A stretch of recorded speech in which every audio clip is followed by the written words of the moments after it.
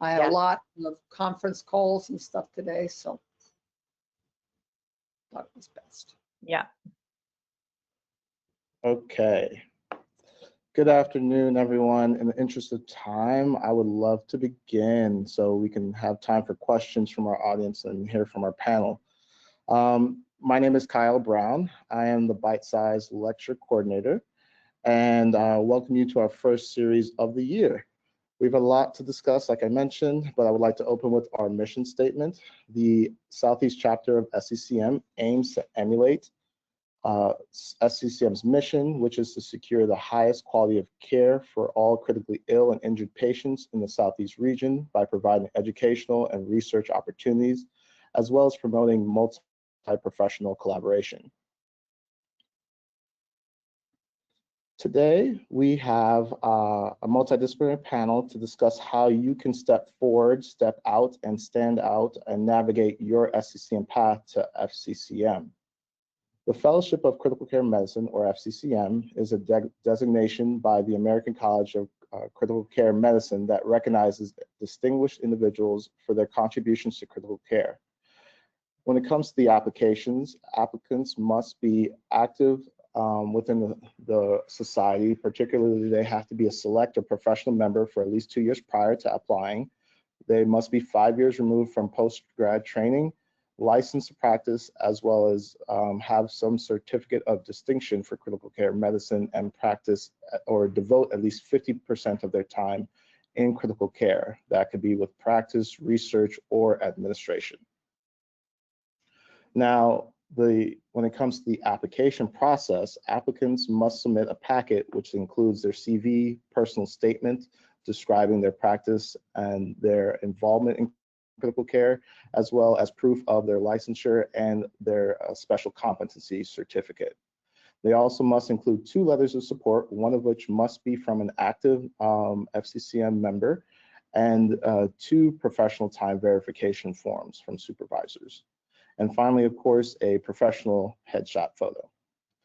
These applications are then evaluated on the premise of collaborative practice, program development, scholarly activity, professional engagement, as well as the strength of those supporting letters and their endorsements. I do want to recognize and say that the application process for this year is open and closes May 15th. Central Standard Time. So we still have a little bit of time, but we need to start working if you're considering applying now. All of this information, of course, is available on the website, but what you guys really want to hear is from our distinguished guests. So today we are joined by 3 well-accomplished critical care specialists in their own fields and regards. I am first happy to introduce Ashley DePriest. Ashley is a registered dietitian since 2011. She has an extensive experience caring for trauma, burn, and neurocritical care patients and has worked closely with multidisciplinary nutrition support teams. Ashley joined the Southeast chapter in 2014 and has served in numerous leadership roles, including chapter's first social media chair, as well as treasurer, secretary, president-elect, and of course, president. She currently serves as the president of the Georgia chapter of American Society of Parenteral and Enteral Nutrition, as vice chair of Aspen's Enteral Nutrition Committee. Next, we have Barbara McLean. Barbara is a nationally and internationally recognized critical care expert with more than 40 years of clinical, educational, and leadership experience spanning across multiple academic medical centers as well as level Trauma 1 programs. Currently, she is a critical care program specialist at Grady Health Systems in Atlanta, Georgia, where she leads evidence-based initiatives including shock management, hemodynamics, CRT, glycemic control, and many more. Her work has shaped bedside practice, protocols developed, as well as improves outcomes in high acuity ICU populations.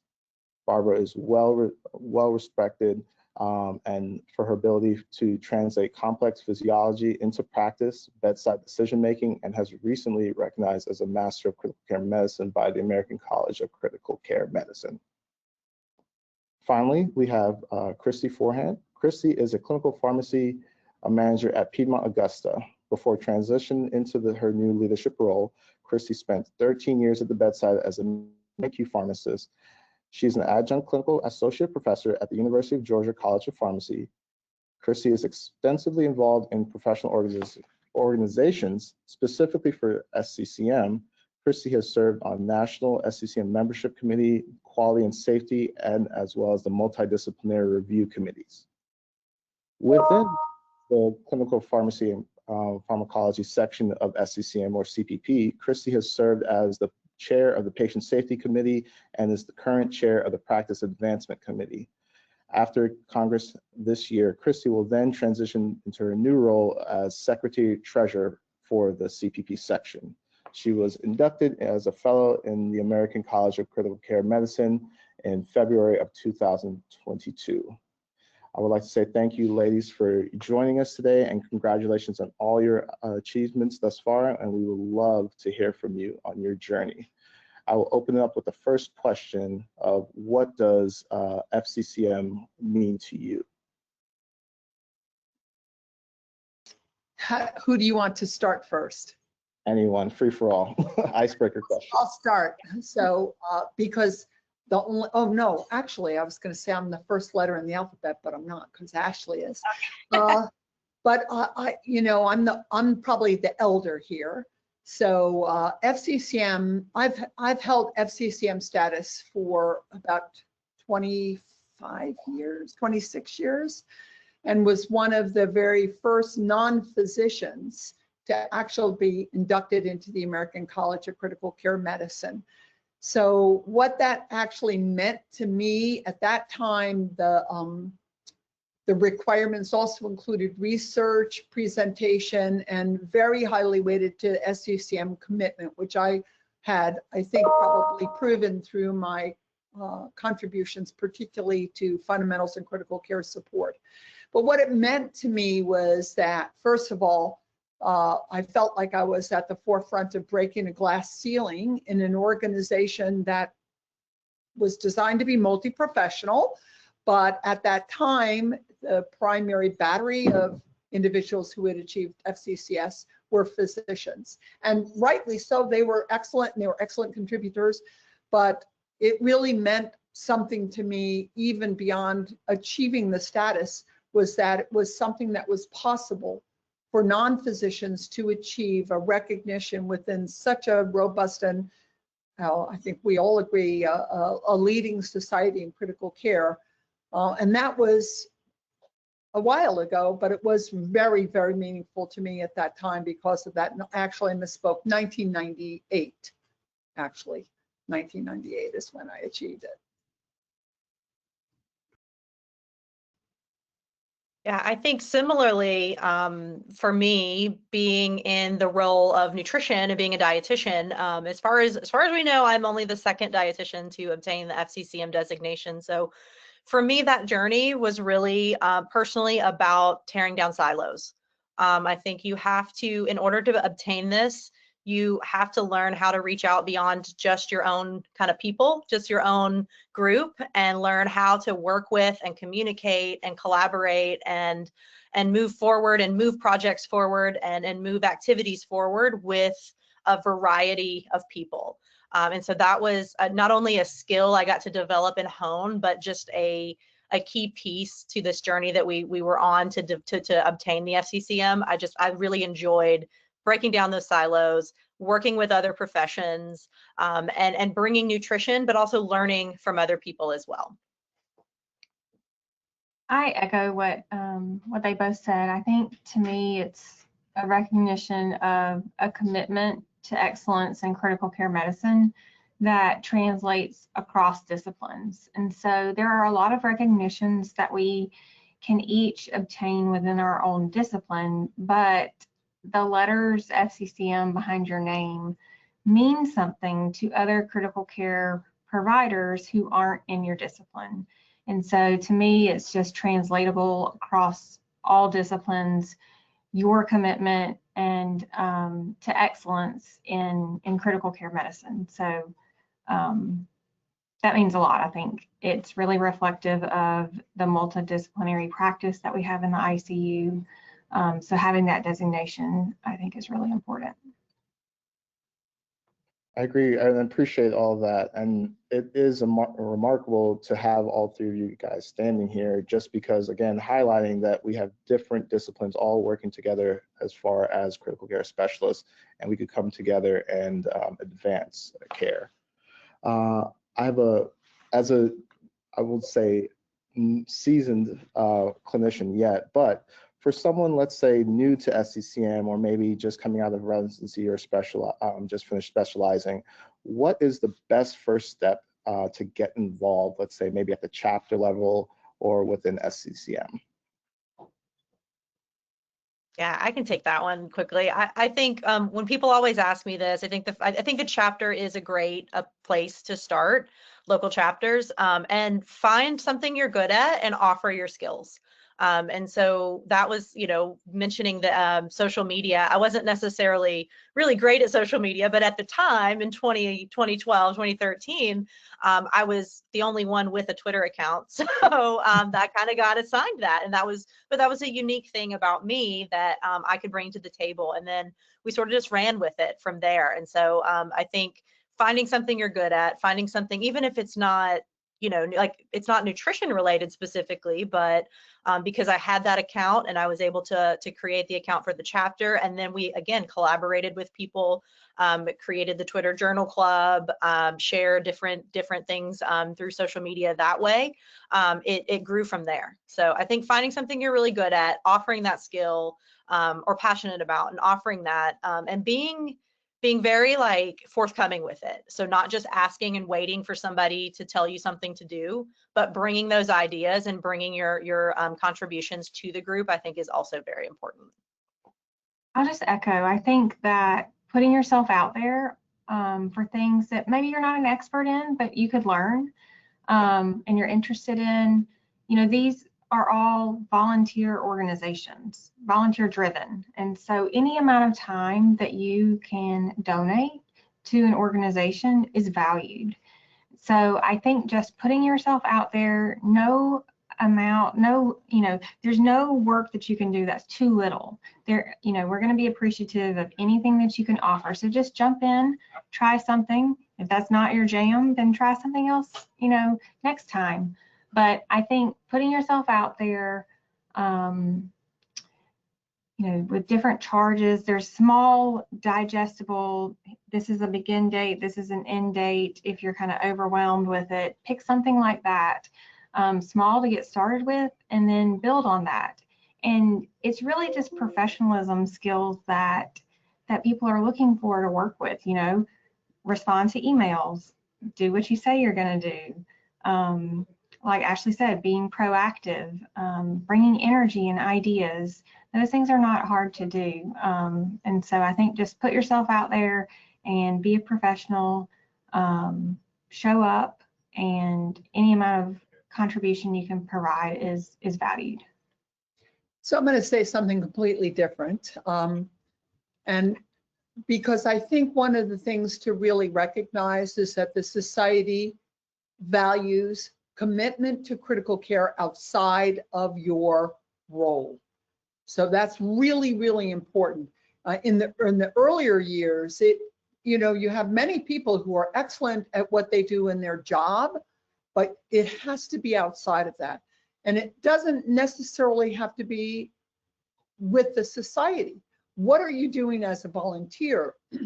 How are you improving critical care practice? Are you working with training at-risk high school students about what the meaning of healthcare is, and what are you doing in your community? So there's a lot of expression. I'm so sorry. That's really important here.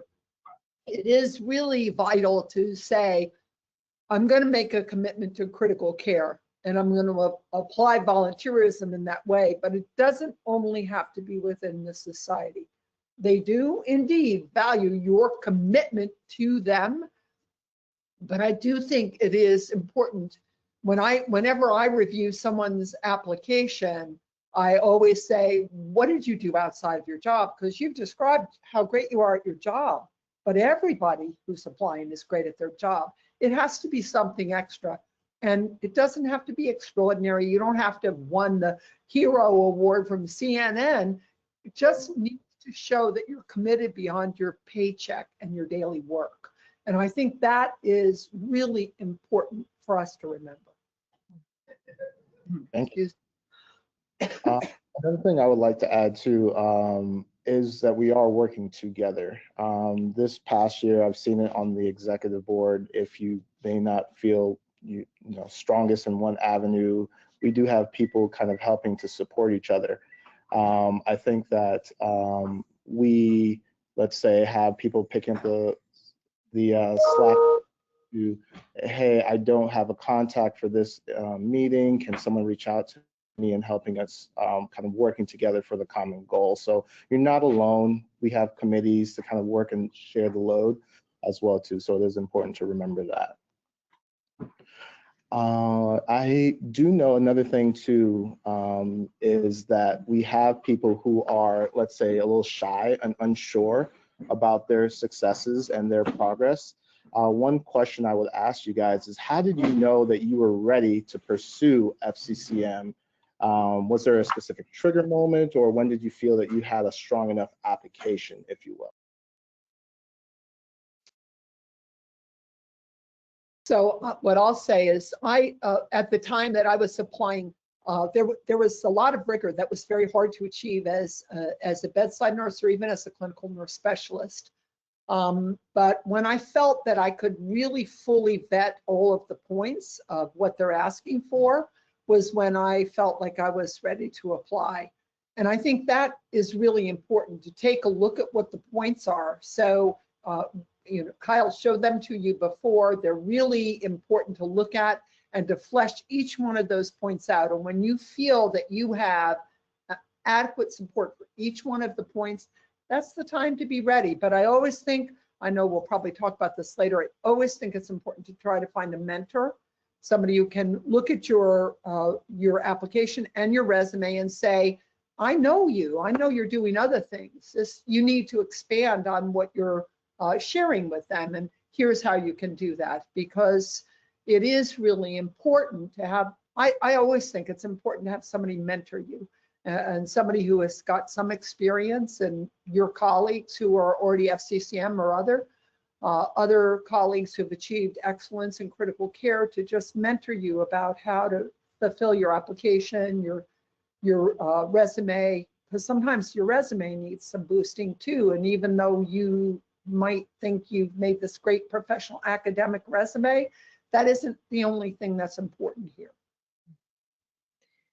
Yeah, I think for me as a dietitian, because a lot of this work isn't expected always or isn't inherent in our positions the way it might be for perhaps a pharmacist, for example, I had to be very intentional about my path. And I was very lucky to have mentors early on in my career kind of put this sort of FCCM bug in my head.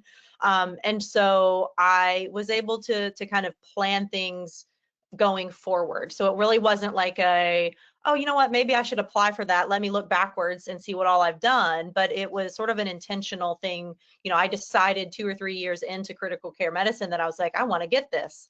And so I intentionally sought out opportunities. I had sponsors and people who could kind of help connect me with those opportunities that fit best for me, and kind of go from there. So once I thought I was ready, I was pretty sure I was ready, just because I had kind of gone on that journey all along. But it was about, I would say, about 8 years from start to finish for me personally, before I made that application. But for sure, mentors are so imperative to the process. Yeah. I'll echo what they say.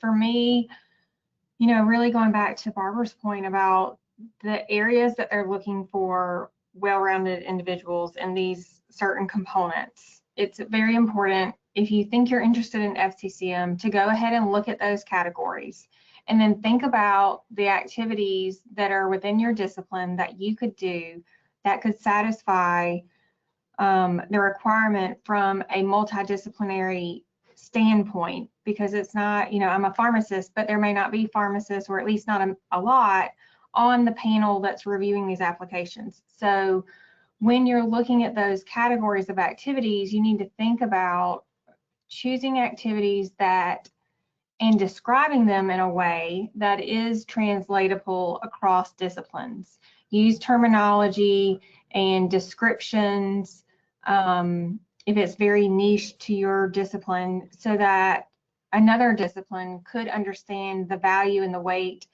of that activity that you've done. So I think for me specifically, the first category of like collaborative multi-professional practice, in my mind, that was a lot of my, I say my day-to-day ICU practice, but it's also more than that. It's developing those relationships on rounds in the ICU every day that then, equates to new protocols and treatment pathways that you work on with a multidisciplinary group, and task forces you develop, and different initiatives that you're leading from a multidisciplinary standpoint, either at the hospital level or system level. So that was kind of just a natural thing for me in my application, that as I grew more confident in my career, those roles expanded for me.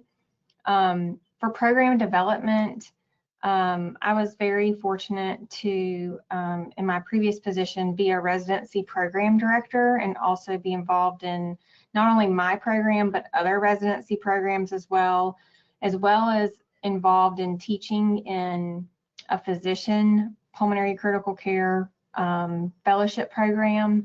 And so program development was fairly easy for me, just because I had opportunities given the roles that I had served in my previous position.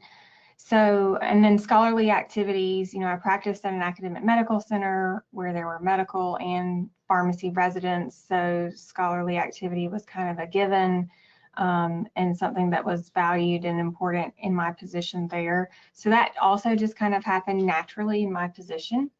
Professional engagement, I've always been really interested and involved in professional organizations.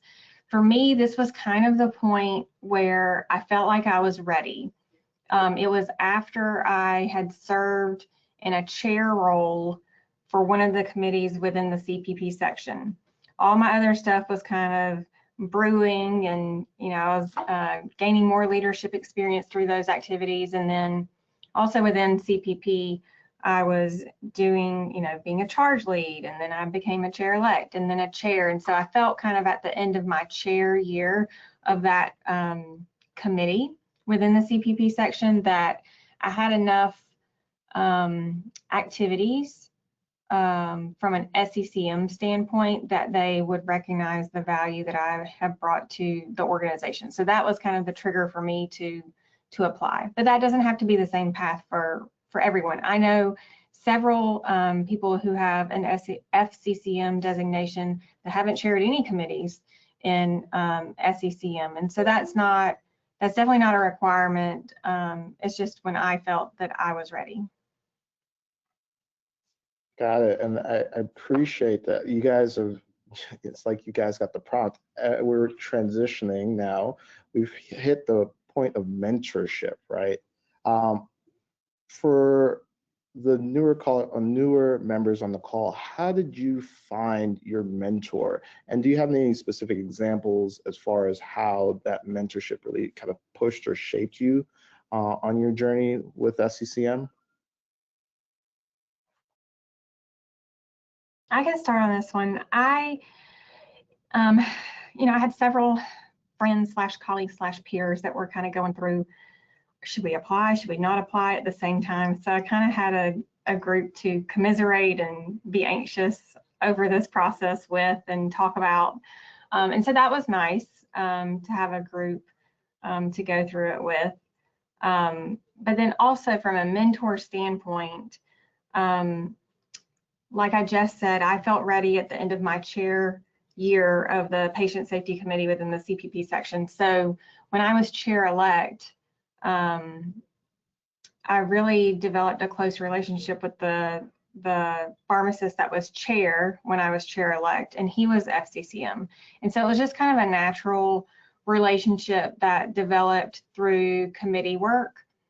And so when I felt ready, I felt comfortable enough to reach out to him and ask him to, review my CV. Within the course of committee work, we had talked about different things we were involved in, so he knew me as well. And so I just asked him to review my CV and see if he thought that, there were areas I needed to beef up my involvement or contributions, or if he thought, that I was ready to apply. And he was very encouraging. But it was definitely nice to have someone, bounce that off of before you go through the process of applying, because it is a pretty lengthy process to apply. For example, like your CV has to be in a very specific format for them. And that takes time to reformat and get it in the right way that they want it, because they won't review items that are not specifically the way they ask for them. So before going through all the trouble, it was really reassuring to me that I had someone that believed in me and thought I was ready. Yeah. I think one thing I'll add to that too is I think throughout this whole process, I've had several different types of mentors.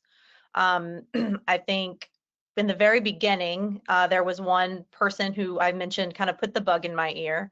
And I think that being very intentional with that person and saying, hey, well, can you, going and asking, will you sit down? Do you have the time? Can I buy you a drink? Can I buy you lunch? And then do you have the time to go through what this might look like for me? And that person, I'm very grateful, sat down and spent about an hour with me just talking about kind of what this is, right? Like, what does this look like? But then what might it look like for a dietitian?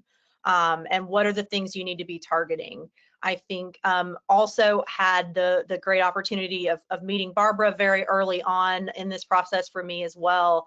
And that was, kind of going back to where do you find mentors and where do you find people? That was just showing up at a chapter event and having a conversation.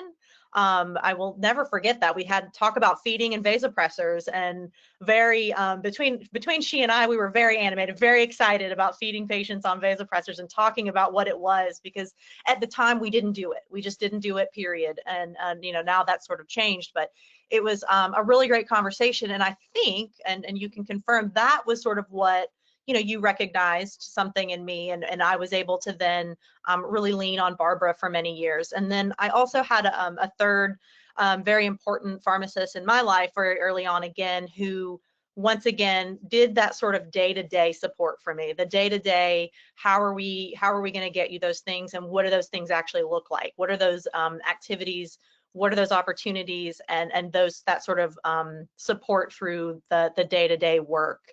So I think, and I mentioned too, having people that are maybe not mentors, but more sponsors that are able to kind of, when they're in other rooms, when you're not there, they're able to kind of throw your name out and bring those opportunities to you. I think those are just as, if maybe not more important in many cases, to having this process be successful for you. So yeah, lots of different kinds of mentors.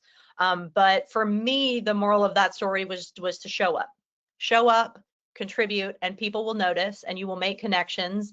But then you have to be intentional about asking people for that opportunity, asking people for that mentorship, and being very clear about what you're trying to get out of that mentorship. So I think one thing I would say to everyone is, when opportunity knocks open the door, if there's any way that you can encompass that opportunity into your busy life, you have family, you're studying, you're working, but you shouldn't turn down any opportunity to advance your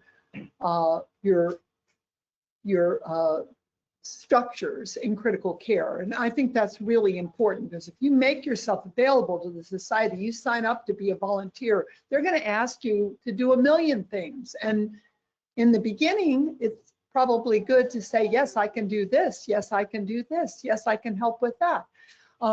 But again, I was much earlier in this process. So I really didn't have a person that was my mentor. In 1992, I submitted my I had a master's dissertation on the lived experience of families of critically ill patients. And it was actually a dissertation. And I was just looking for a way to present my information, and I came across a grant from the Society of Critical Care Medicine to put forward your research, and ultimately it would be published in a journal of critical care. And I was actually chosen, which was quite amazing to me. I was really excited. And I spent a weekend with some people whose names you may or may not know, depending on how new you are to critical care. First was the first nurse president of the Society of Critical Care Medicine, Maureen Harvey. At that time, she wasn't the president. And then Barry Shapiro, who is a guiding light for many people in critical care, who really developed mechanical ventilation strategies and worked within the society. And then the possibility of working with Bill Shoemaker, Dr. William Shoemaker and his wife, Norma Shoemaker, were actually co-founders of the society in their desire to develop a multi-professional organization. So you might notice I use the word multi-professional, and that's because it's really important for sometimes for people who are not actually utilizing terminology. Multidisciplinary means pulmonary, cardiology, neurology, endocrine. Multi-professional encompasses all of the professions that come together at the bedside. And this was really one of my early exposures. I went to, amazingly, to Snowbird, Utah, in the middle of 4 feet of snow, and we were all in a small room, and there were about 14 of us talking about humane caring and critical care. It was a transcendent experience, transformational. I joined the society related to that and put myself out there. I'll do whatever I'm asked. And I first got asked to be involved with FCCS. And then through that, I became the chairperson and the editor of the 4th edition, and I'm still very, very involved with it. But there were many other things as well. So I didn't really have a mentor. I had sort of an icon. And my icon was Maureen Harvey, who was an extraordinary human being, who is an extraordinary human being, an extraordinary president of the society, and the first nurse president. And I had other icons like Judy Jacoby, who was the first pharmacist president. And we've been friends a long time and colleagues for a long time. So for me, the mentorship part was a little bit harder because mentorship wasn't really being offered at that time, but there were really significant role models that, first of all, being women in critical care, being female physicians, being women in other professions, not to say anything about my male icons and my male role models and my male mentors, but I think that's also a very unique bond. And I was very happy to see that the 3 of us were women, that we're all here talking about having achieved a status in what, even though by communication was a multi-professional organization, but for many years it was still very MD-centric. And I think you can see that that's a huge evolution. So you don't want to just be limited to have mentors or icons or idols or guiders, spiritual guiders who are just in your profession, because I think that limits you. I think we need to all reach out to each other, because that's what the practice is today, is a joint practice, and all of our voices are valuable. And that's what the society tells us, and they support that wholeheartedly. So you should reach out to whoever you feel is someone who can really guide you on this process. Don't limit it by their initials or their organization, and don't limit yourself either. Be aware that you can do it, and that when individuals come to you and say, we need somebody to moderate abstracts, say yes. When they say we need more people on this committee, say yes. You don't have to advance to be the chairperson. Maybe you can't encompass that in your life, or maybe you end up not being interested. But I would say yes to just about every opportunity that came your way to enhance your skill and your penetration into this fantastic practice of critical care. Awesome. Thank you so much. We do have a few more minutes, so I will entertain some questions in the chat. I will be keeping an eye out there, and I do have a couple of facilitated questions that I wanted to get to, but please feel free to send the panelists any questions that you have in the chat, and I will read them out for you guys. I did want to transition a little bit and see how did FCCM change your career trajectory in ways you may not have anticipated, or maybe opened you up to more opportunities since you have that designation.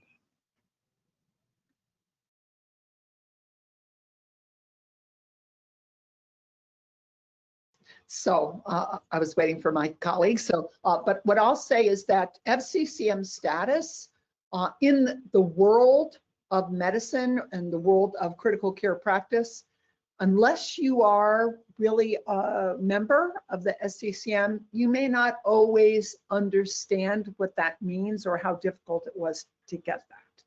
So I think what it really does is it opens up pathways for us to really talk about the trajectory of critical care, the achievement of status in critical care practice, and how we open that up to embrace others. But I would say naturally, like somebody who graduated, who took my Fundamentals in Critical Care Support course last year, after they passed the course, they put FCCM after their name. I had to reach out to them and say, FCCM is not something that you get from taking a test. And that was a great opportunity to expose others to what FCCM status means. But I think within the organization of critical care and the Society of Critical Care Medicine, the European Society of Intensive Care Medicine, I think when we look at the meaning of it there, the meaning of how people perceive you, you got FCCM status, that's incredible. Can you share with me how that happened? So it's really wonderful because I think it opens up a lot of opportunities for communication and for development. And somewhat within the organization, but also outside as well. Yeah, I agree. I think within the critical care community, I think people recognize it, and it, especially for someone in a profession like nutrition, it helps give us a little bit of clout, I think, and a head start on having those conversations we have to have for things in ICU. But I think I have a little bit of a different answer to this in terms of how it affected my career, because I think just given the climate of the world we're in now, and it's been unfortunate that we've had a few of these moments in history in my last 10 or so 15 years, it has really helped me stay grounded in my purpose and what I am doing. Because FCCM is not just a checklist of things. It's not just, oh, okay, did that, let's get through it. It's meaningful work. It's very meaningful work, and you're contributing to things in a very meaningful way as you build your experiences throughout the process. So it has really helped me stay grounded in my purpose in my career and what I'm wanting to accomplish, and to kind of push past some of those burnout moments sometimes, and some of those moments where you're just like, oh my gosh, what is happening? Is this all even worth it? But it really just keeps you grounded into a good purpose, and knowing that what you're doing is very meaningful. It's not just a personal achievement that I get to add at the end of my letters at the end of my name. It's something that we've done, and we've contributed in a meaningful way to the care of our critically ill patients, which I think is very important to remember. Yeah. I'll just quickly echo what they both said wonderfully, and then just add, having an FCCM designation also opens up more opportunities for you within the society. If you're a fellow, you get to go to a special lounge at Congress where they have, bling that you can take home, and pens and stress balls and notebooks. And so that's kind of fun to sit in there and be like, oh my God, there's, Barbara and McLean right at the next table, and get a little starstruck sometimes by who you might see in the lounge. And it's small enough that if you're, feeling froggy, you could just say, hey, do you mind if I sit down with you and have a chat? And so there are great opportunities for networking that are opened up to you by having FCCM, which again, I think can advance your career by developing those relationships. And Barbara, correct me if I'm wrong, I think to serve on a guideline panel as an author, I think you have to have an FCCM designation for that. And then to moderate abstracts, I'm not sure if it's like you've done so many abstracts before, or if it's FCCM that allows you to be in that at least initial pool to get offered to moderate abstracts at Congress. So there are some different opportunities that will be presented to you once you have FCCM designation, which through the networking and the people that you'll meet through those experiences, it just, that's a lot of what career advancement is your network and being with people that are like-minded, that believe in you and support you and help you identify those opportunities for advancement. Very well said. Excellent. And this actually kind of segues, I had a follow-up question to that. Ashley, congratulations. I think you were on the stress ulcer prophylaxis guidelines. Can you speak to that involvement or? Yeah, absolutely. It was, I think it's my first and only so far guideline, but it was a unique experience because it was cut in half by the COVID pandemic. So we did start the process prior. And I think for me, it was really great to just sit in a room with some very, very smart people and listening to them talk through the data, talk through the things, and then also have the opportunity to give my kind of perspective. But I think we had a really, really great statistician and person that really kept us organized, and we went through the Delphi process and went through developing the PICO questions. And I've heard these sort of stories about guidelines in the past, and I think Barbara can probably speak to this experience of where you just sort of get in a room and you start talking and you got to figure it out, and it might be hours and days and months and years before you really come to a consensus. So barring the global pandemic that we had, I think we were pretty efficient, and it was a really great experience. We did have to kind of pause things, and it gave me an appreciation for the very first, when you're developing a very first guidelines. For better or worse, it is kind of nice to just get something out there as a starting point too, because you can get to a point where you're like, wait, should we include this one? Oh wait, should we include the, you have to have a stopping point. And so I think I've heard some of that feedback of, well, why wasn't this included and why weren't these included, right? So just wanted to put that out there too, that our stopping point, our cutoff point was much earlier than the publication date because of the global pandemic and things. But it was just a really, really wonderful opportunity to be able to contribute as a dietitian to that, that you maybe normally wouldn't think would be something nutrition related, but is very actually applicable and within our scope to contribute. So I appreciated the opportunity to kind of be able to provide that perspective. Yeah, it was really, really great opportunity. Yeah. Thank you. I have two more questions before we wrap up our presentation. One, what would you say is probably one unknown or underutilized tool for our members? It could be within the chapter, or it could be within the global or the national organization, if you will. Global.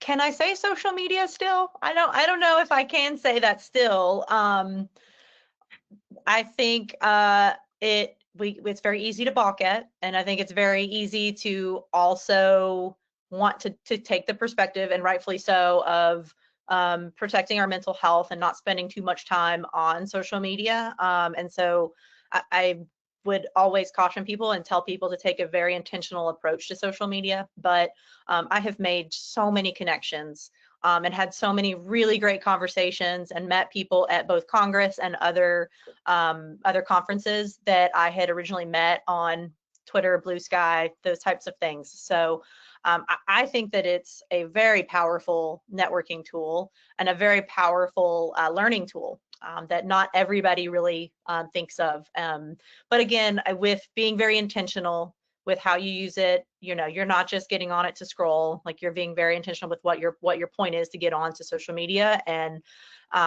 you know, not spending too much time with the negativity and the trolls and the things like that. Yeah, I'll say specifically within the CPP section, you know, each committee is always looking for volunteers. The CPP section does so much, and it doesn't, you know, we have members in the CPP section that are not pharmacists too, so it's not just pharmacy in that section. Others are welcome as well, and there are opportunities for other disciplines to volunteer within the CPP section, but there are a lot of opportunities.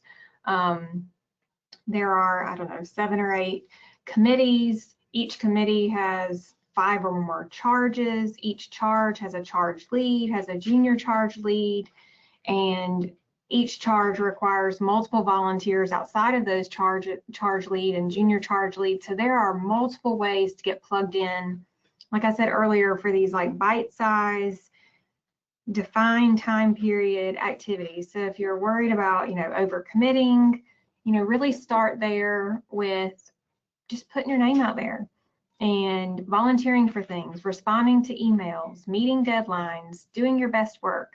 And as you get comfortable in those smaller roles, you know, express interest to people that you've worked with, and that you're interested in more leadership opportunities. So I think if you just keep doing those things, putting yourself out there, volunteering, doing good work, and letting people know you're interested in advancing in leadership opportunities, then I think the rest will take care of itself, and opportunities will come your way. And, you know, surround yourself, build a network of people that will support you. They are invested in your development and success, and I think opportunities will come. So I would just say, I think if I understood that, what things do I think are not as well utilized as they could be? And I would say there are 2 things. First and foremost, if I look at the Southeast chapter and the states that it involves, and then I look at how many people actually sign on for educational sessions, I would say it's really important to encourage folks to sign on for free education, most of the time CME or CE providing, or CEU, whatever it is that within your profession is actually going to correlate to your relicensure and your education. I think we're underutilizing terribly our regional chapter. But also, just again, because I have the perspective of time and time gone by, when I first joined the SCCM, we didn't have a website. Then we had a website. Now we have an abundant website that has just proliferation of learning opportunity, free education, peer review publications, and volunteer opportunities all in one place. So I really think if you're a member, to really engage with the website, because there is something there for everyone, and that's part of your membership fee. And I'm not positive that everybody utilizes it to the degree that they could, and to look and see, because every year it's changing and evolving, and how rich and abundant that is. But also I want to just come back to the Southeast chapter, which a long time ago, Lauren Nelson was the president of the Southeast chapter. I was the president of the Southeast chapter, then followed by some other folks, and it kind of died. And I'm just going to mention that pharmacists resurrected the chapter. And now we have this really rich and abundant chapter that has so many offerings. So I think just engaging people and trying to get them involved at the local level. A lot of people are intimidated by the national level, or quite honestly, can't afford the national membership fees. So local chapter engagement is really important, and I think everybody should be recruiting their colleagues to join, at least to join at the local chapter, which is relatively inexpensive and it doesn't require national membership. So that's a great place for folks to start to put their toes in. We all have our professional organizations, AACN for me, there's, you know, the American Dietetic Association, but probably something much more significant, and also for pharmacists. But this is our joint organization.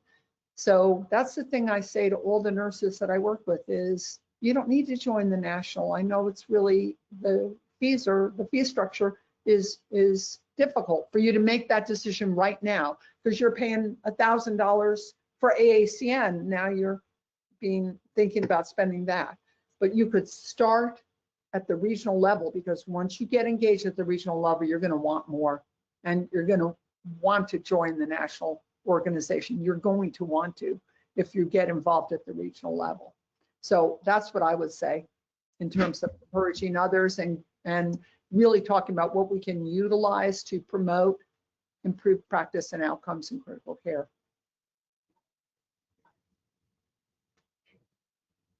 Excellent. Thank you guys so much.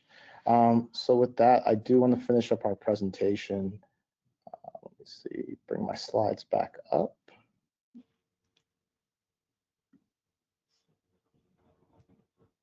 Okay, can you guys see my presentation? Mm-hmm. We see ourselves as panelists. Beautiful faces. All right, so just to kind of recap everything, right? Your path to FCCM. Step one, you want to collaborate with other disciplines and develop your programs to provide optimal care for our critically ill patients. Then you could start building and compounding and start contributing in educational research initiatives and or publications related to critical care, much of which you have opportunities here within the Southeast chapter as well as SCCM nationally. And then finally getting involved with the state, national, or maybe even international engagement, whether it be sitting on committees or just kind of facilitating programs within the local chapter. One thing that we did harp on is the power of mentorship, and the Southeast chapter does value and appreciate that, as well as you heard from our panelists. One thing that the chapter is looking to do for those who may be interested or considering applying for FCCM maybe in the next year or maybe in the next 10 years, what have you, we want to help you. So there is a link. I'm going to share a Google form from our membership team to help recognize or pair people with mentors to kind of help them on their journey, right? To kind of evaluate their CVs, look for opportunities to kind of enhance their application and kind of work with them to move and reach their goals.